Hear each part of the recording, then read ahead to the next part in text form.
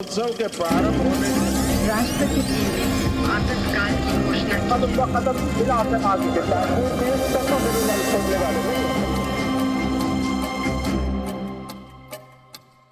इस कार्यक्रम में दिखाए गए सभी तथ्य ऐतिहासिक किताबों, विशेषज्ञों और जानकारों से लिए गए हैं।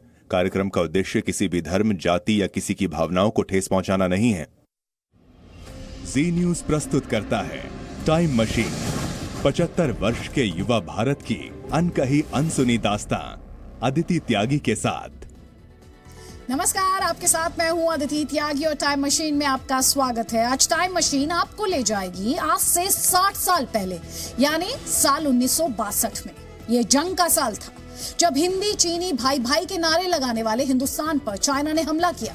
लेकिन टाइम मशीन में आपको सिर्फ जंग नजर नहीं आएगी, बल्कि उसमें लड़ने वाला एक बहादुर हिंदुस्तानी भी दिखेगा जो 203 दिनों तक जंग में लापता होने के बाद भारत लौट आया। इसी साल चाइना से जंग जीत ना पाने पर प्रधानमंत्री पंडित नेहरू को जमकर कोसा गया। फिर भी जनता ने जंग लड़ने के लिए उन्हें 50 करोड़ रुपयों का चंदा दिया। जंग का आलम यह था कि नेहरू ने उसे रुकवाने के लिए महायज्ञ तक करवाया। स्वर कोकिला लता मंगेशकर को स्लो पॉइजन देने की खबर उस वक्त की सबसे बड़ी ब्रेकिंग न्यूज थी। उस साल अभिनेता दिलीप कुमार नजर आएंगे तो पहलवान दारा सिंह भी पटखनी देते आपको दिखाई देंगे। तो चलते हैं टाइम मशीन में 60 साल पुरानी ब्लैक एंड व्हाइट की दुनिया में।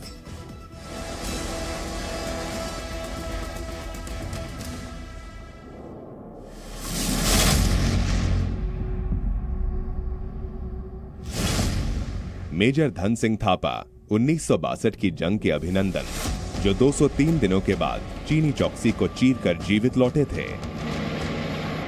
1962 के युद्ध में कम संसाधनों के बावजूद चीनी सेना के छक्के छुड़ाने वाले मेजर धन सिंह थापा की कहानी सबको जाननी चाहिए। 20 अक्टूबर 1962 को चीन ने भारत पर आक्रमण कर दिया था। चीन के हमले का शिकार मेजर धन सिंह थापा की यूनिट भी हुई थी। उस वक्त मेजर धन सिंह थापा पैंगोंग झील के पास चौकी पर तैनात थे। चीनी सेना ने तोप और मोर्टार से मेजर थापा की चौकी को निशाना बनाया। हमले में उनका वायरलेस सेट पूरी तरह क्षतिग्रस्त हो गया, जिसकी वजह से उस चौकी का सेना से संपर्क टूट गया। मेजर धन सिंह थापा और उनके साथियों ने चीनी हमले का बहादुरी से सामना किया, लेकिन गोला बारूद खत्म हो जाने के बाद भारत के कई सैनिक शहीद हो गए। कई सैनिकों को चीन ने युद्धबंदी बना लिया और पैंगोंग झील चौकी पर चीनी सेना का कब्जा हो गया। मेजर थापा की चौकी पर कब्जा करने के बाद चीनी सेना आगे बढ़ी और भारतीय सेना की कई चौकियों पर कब्जा जमा लिया। मेजर थापा और उनके जवानों की कोई खोज खबर नहीं मिली, तो भारत ने ये मान लिया कि युद्ध में मेजर थापा और उनके साथी शहीद हो गए। 28 अक्टूबर 1962 को भारतीय सेना के तत्कालीन जनरल P.N. थापर ने मेजर धन सिंह थापा की मौत की खबर उनके परिवार को दी, जिसके बाद परिवार वालों ने भी उन्हें मृत मानकर उनका अंतिम संस्कार कर दिया। कुछ दिन बाद सरकार ने मेजर धन सिंह थापा को मरणोपरांत परमवीर चक्र देने की घोषणा भी कर दी। लेकिन युद्ध खत्म होने के बाद चीन ने युद्धबंदियों की जो लिस्ट भारत को दी, उसमें मेजर धन सिंह थापा का भी नाम था। लेकिन चीनी सैनिकों को चकमा देते हुए मेजर धन सिंह थापा युद्धबंदी शिविर से भाग निकले थे। कई दिनों तक पहाड़ियों में भटकने के बाद वो भारत की सीमा में पहुंचे। बाद में मेजर धन सिंह थापा को सेना मुख्यालय बुलाकर सम्मानित भी किया गया।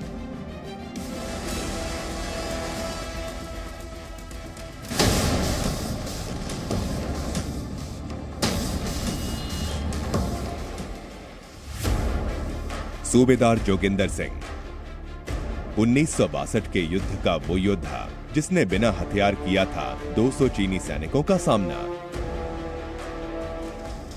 भारत चीन सीमा पर तैनात सूबेदार जोगिंदर सिंह और उनकी बटालियन पर चीनी सैनिकों ने हमला कर दिया था।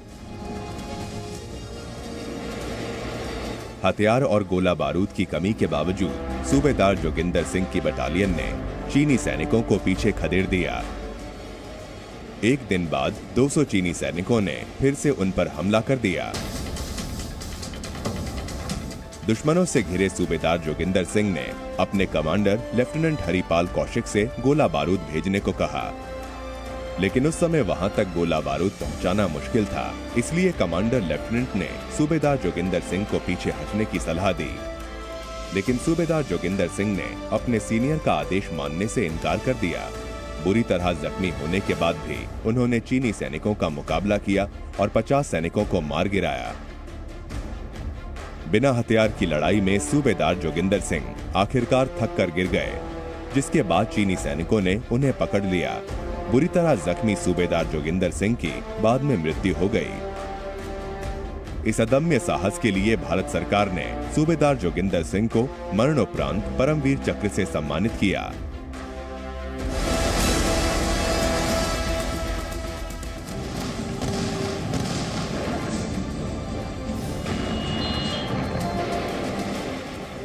(1962) के युद्ध में चीन से हार के बाद पंडित जवाहरलाल नेहरू के मित्र तत्कालीन रक्षा मंत्री कृष्ण मेनन उत्तरी मुंबई सीट पर कांग्रेस की तरफ से चुनाव लड़ने के लिए उतरे। उस वक्त उनकी टक्कर सोशलिस्ट पार्टी के आचार्य जेबी कृपलानी से थी। चीन से मिली हार के बाद के माहौल को भांपते हुए नेहरू समझ गए थे कि इस सीट पर कृष्ण मेनन का जीत पाना मुश्किल है। ऐसे में अपने करीबी को जितवाने के लिए उन्होंने एक ऐसा दांव चला जिससे पासा पलट गया।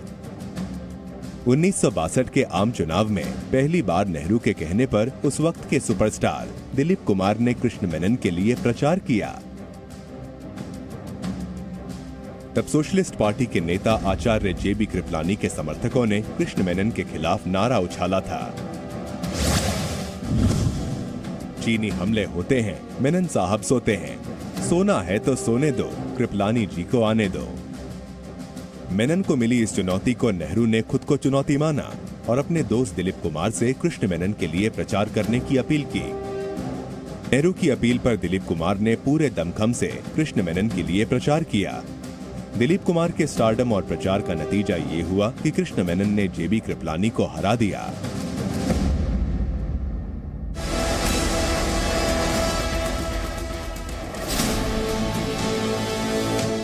इतिहास गवाह है कि जब भी हिंदुस्तान पर कोई विपदा आई है, तब देश की जनता ने तन मन धन से सहयोग दिया है।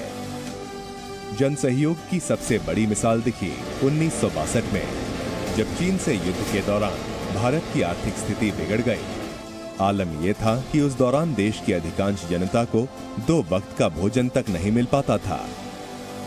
भारत चीन युद्ध के दौरान देश के आर्थिक हालात बिगड़ते देख तत्कालीन प्रधानमंत्री जवाहरलाल नेहरू ने सेना को संसाधन देने के लिए देशवासियों से आर्थिक सहयोग की अपील की। प्रधानमंत्री की अपील पर हर अमीर गरीब ने अपनी झोली खोल दी।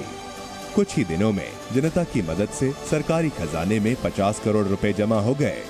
लोगों की ये देशभक्ति देखकर नेहरू भी हैरान रह गए थे। बाद में इस पैसे का इस्तेमाल सेना के लिए हथियार और उपकरण मुहैया करवाने में किया गया।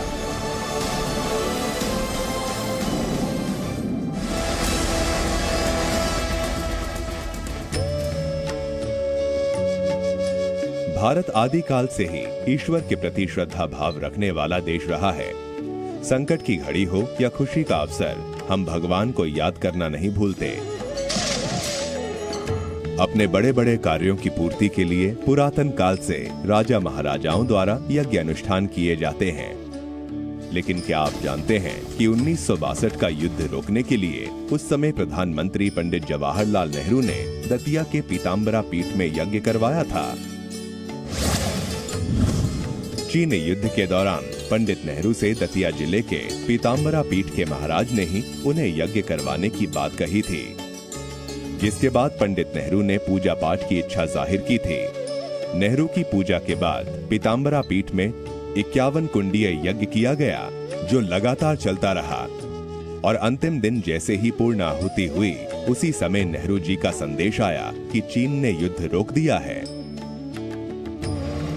भारत चीन युद्ध विराम के कुछ दिन बाद नेहरू पीताम्बरा पीठ दर्शन करने भी गए थे।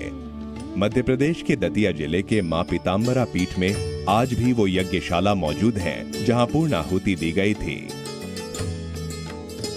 इसी के बाद से बड़ी बड़ी हस्तियों ने यहां तंत्र पूजा करवाना शुरू कर दिया।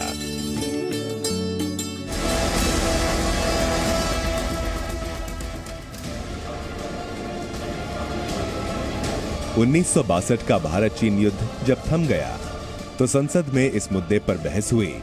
उस वक्त ज्यादातर सांसद इस बात से नाराज थे कि चीन ने युद्ध के बाद भारत की 72,000 वर्ग मील जमीन और पवित्र तीर्थ स्थान कैलाश मानसरोवर पर कब्जा कर लिया था।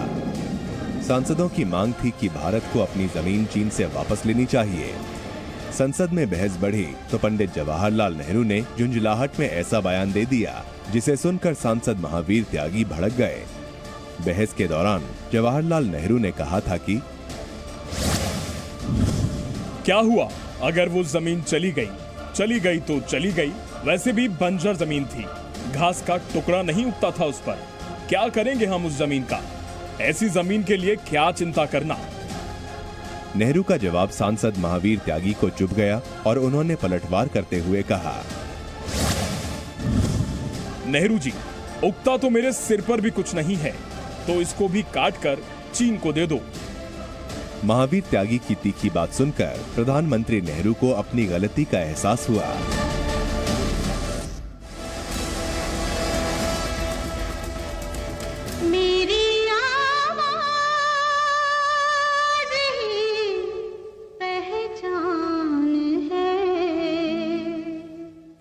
कहते हैं कि युग गुजर जाते हैं तब कोई ऐसा इंसान आता है जो सदियों तक याद रहता है। और स्वर सम्राज्ञी लता मंगेशकर भी उन्हीं में एक थी। लता मंगेशकर की आवाज सुनकर विचलित मन का तूफान थम सा जाता है। उनकी आवाज की खनक से मानो दीपक जल उठते हैं। लेकिन क्या आप जानते हैं कि उनकी यही सुरीली आवाज उनकी जान की दुश्मन बन गई थी। वर्ष 1962 में लता की सुरीली आवाज के एक दुश्मन ने उनको जान से मारने की कोशिश की थी। लता को धीरे धीरे जहर देकर मारने की कोशिश की गई थी, जिसके बाद वो करीब 3 महीने तक बिस्तर पर रही थीं। नसरीन मुन्नी कबीर की किताब के अनुसार खुद लता ने इसकी जानकारी उनको दी थी। लता के हवाले से नसरीन ने अपनी किताब में लिखा है कि 1962 में मैं लगभग 3 महीने तक बहुत बीमार रही। एक दिन मैं सुबह जागी तो मेरे पेट में दर्द होने लगा और बेचैनी महसूस हुई। तभी मुझे अचानक हरे रंग की उल्टी आई। ये देखकर मैं डर गई। घर पर डॉक्टर आए और एक्सरे मशीन भी ले आए, क्योंकि मैं हिल नहीं सकती थी। उन्होंने मेरे पेट का एक्सरे किया और कहा कि मुझे धीरे धीरे जहर दिया जा रहा है। बाद में ये पता चला कि लता से नाराज उनके घर में रहने वाला एक नौकर उनके खाने में जहर मिलाकर दिया करता था।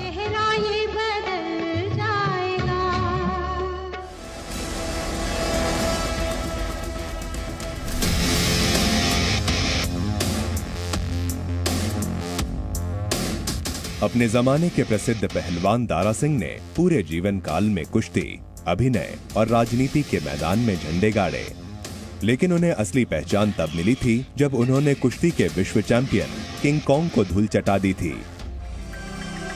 बचपन से ही अपने छोटे भाई सरदार सिंह के साथ गांव में पहलवानी करने वाले दारा सिंह ने 28 साल की उम्र में ऐसा कीर्तिमान स्थापित किया जिसे आज तक याद किया जाता है। 1962 में 28 साल के दारा सिंह ने ऑस्ट्रेलियाई चैलेंज में 200 किलो के किंग कॉन्ग को हराया। किंग कॉन्ग का असली नाम एमिली काज़मी था। दारा सिंह और किंग कॉन्ग के बीच 15 से 20 मिनट तक मुकाबला चला। इस दौरान दारा सिंह ने किंग कॉन्ग को उठाकर रिंग में पटक दिया था। उस वक्त लोगों को सबसे ज्यादा हैरानी ये देखकर हुई थी कि आखिर 130 किलो के दारा सिंह ने 200 किलो के किंग कॉन्ग को कैसे उठा लिया। कुश्ती को अपना पहला प्यार मानने वाले दारा सिंह बचपन से ही अखाड़ों में ताल ठोका करते थे और उनका खानपान भी पहलवानों जैसा ही था। उनकी माँ उन्हें रोज 100 बादाम, शक्कर और मक्खन दूध में मिलाकर दिया करती थी। माँ के हाथों का खाना और भाई के साथ अखाड़े की ट्रेनिंग ही किंग कॉन्ग के साथ मुकाबले में दारा सिंह के काम आई।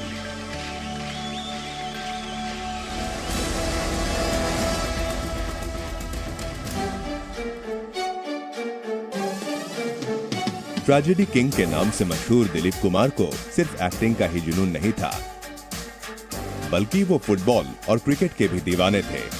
जब भी एक्टिंग से फुर्सत मिलती, दिलीप कुमार बल्ला उठाकर मैदान में पहुंच जाते और चौके और छक्के लगाने में जुट जाते।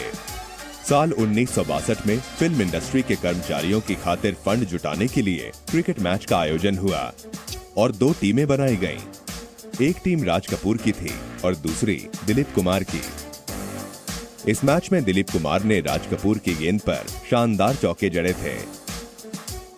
इस मैच में उस दौर के जाने माने कलाकार महमूद, प्राण, शम्मी कपूर और शशि कपूर ने भी क्रिकेट के खेल में हाथ आजमाए थे। उस मैच के दौरान मशहूर हास्य कलाकार IAS जौहर और जॉनी वॉकर ने अपने चुटीले अंदाज से दर्शकों को हंसा कर लोटपोट कर दिया था। ये मैच राज कपूर की टीम ने जीता था।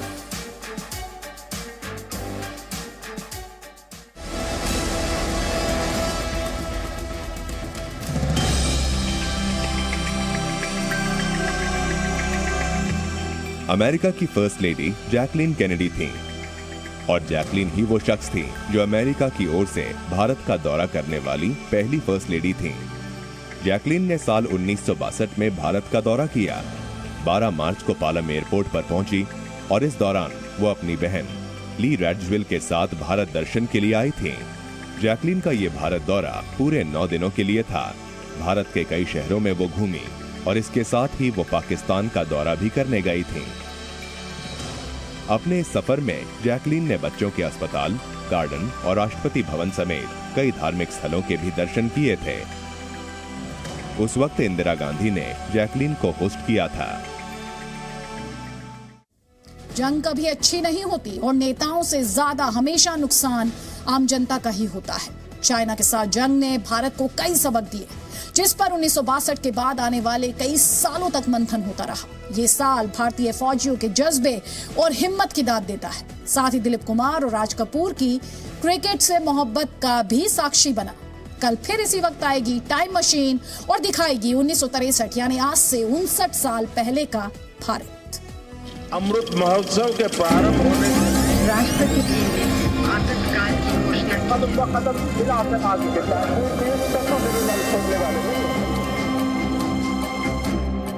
Presenting B News app, available on Google Play and App Store. Download it now.